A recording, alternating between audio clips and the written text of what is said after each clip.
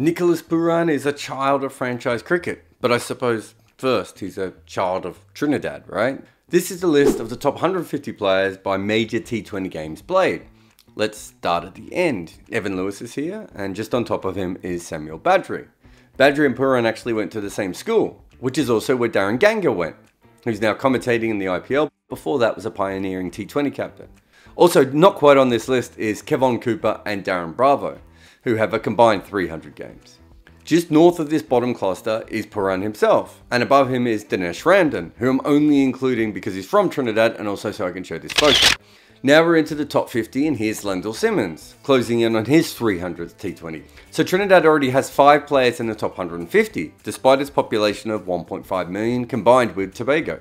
But we haven't actually got to the good end yet.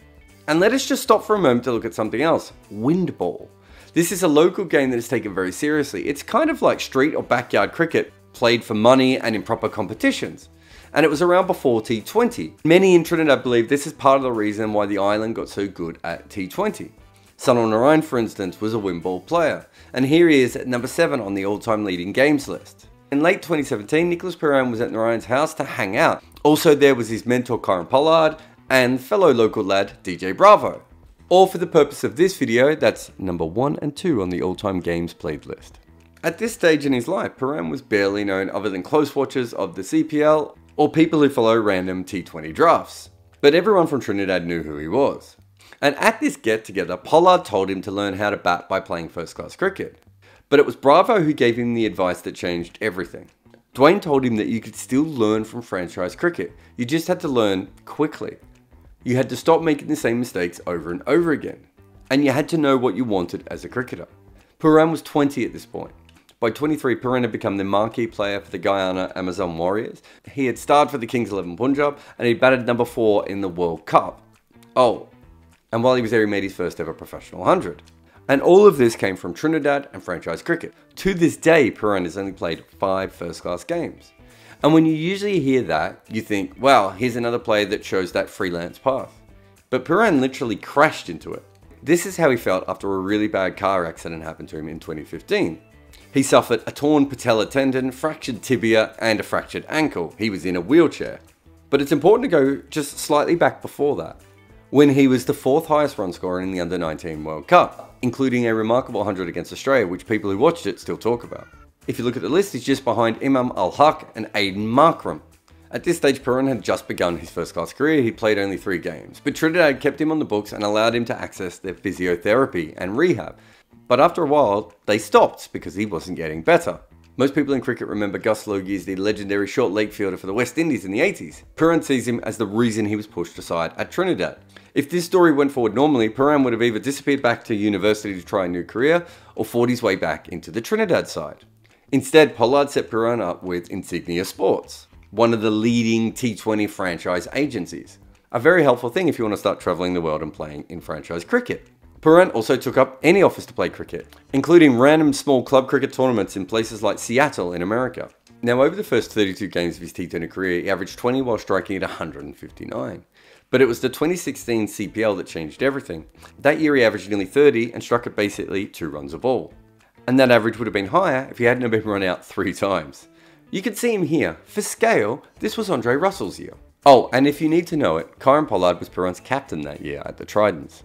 From there he was rushed back into the West Indies team and also the Bangladesh Premier League. Mostly at this point he was coming down low as a big hitter.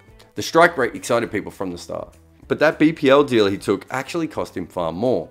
Because after that he was banned by Cricket West Indies because he refused to play in one of their local tournaments. He wasn't sure how long his body was going to stick together, so he was trying to make as much money as possible. Cricket West Indies did not like that. So in this part of his career, he becomes a real franchise player. PSL, BPL, Hong Kong Blitz, and the IPL. And it's really weird to think back that Pooran was 21, had already played for the West Indies, had already been treated badly by Trinidadian cricket, and now was suspended by Cricket West Indies.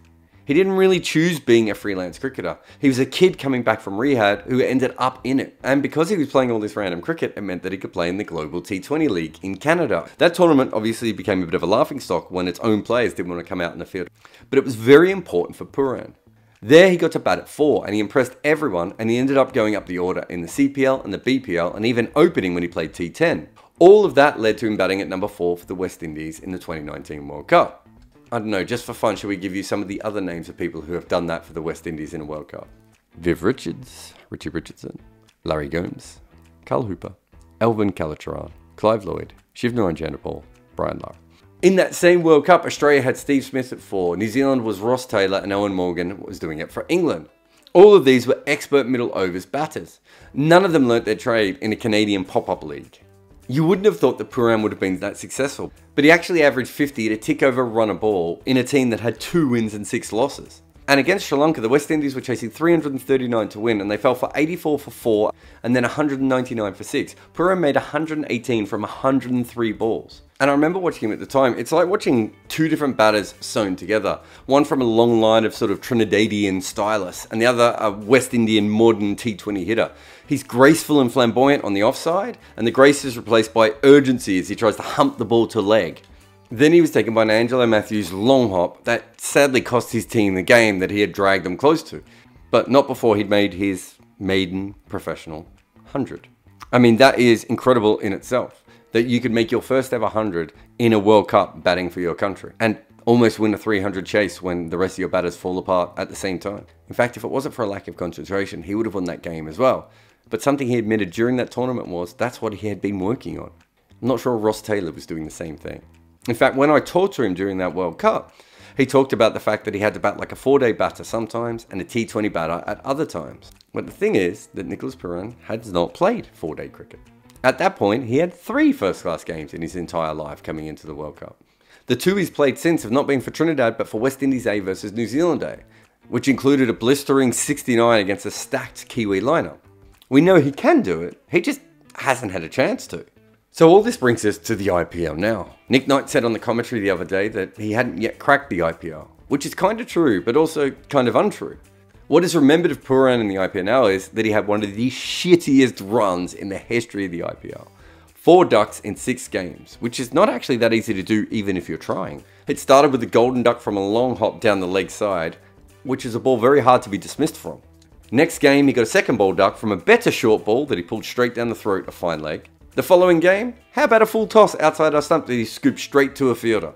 That game he managed to make 9 from 8 at least. Following game, how about a run out when he hadn't faced the ball when Chris Gayle of all people decided that he wanted a quick single. The only time he actually got in, he was bowled by Varun Chakravarti after 19 runs from as many torturous balls. It wasn't a particularly good innings. And then the last one was another short ball that he tried to ride down to third man and popped up for an easy catch when facing Kyle Jamieson.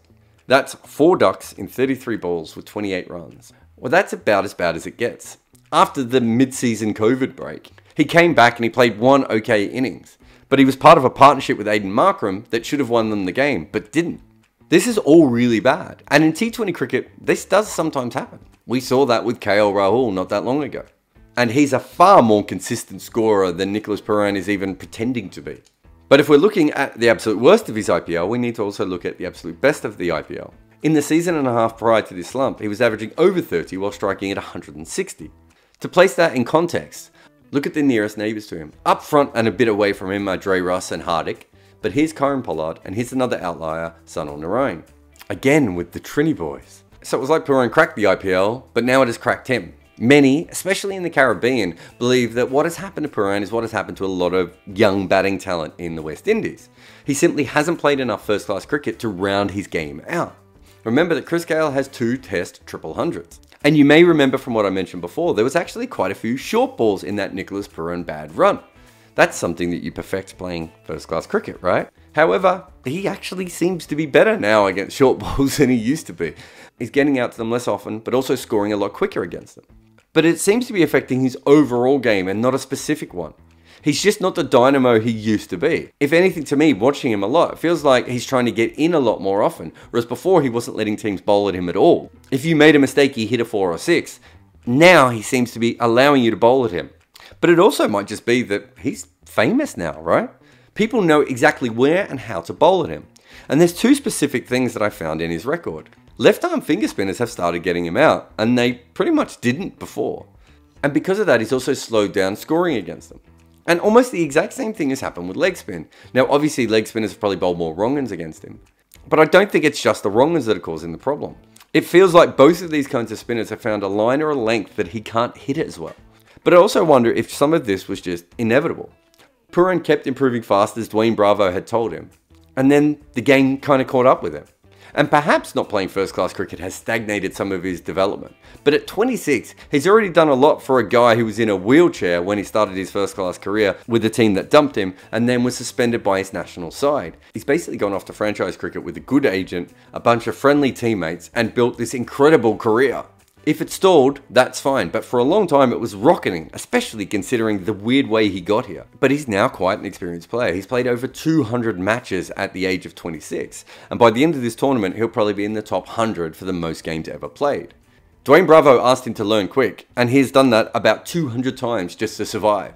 This is just another challenge for the child of Trinidad and franchise cricket. But the truth is, for someone so young and successful, he's already overcome more than most.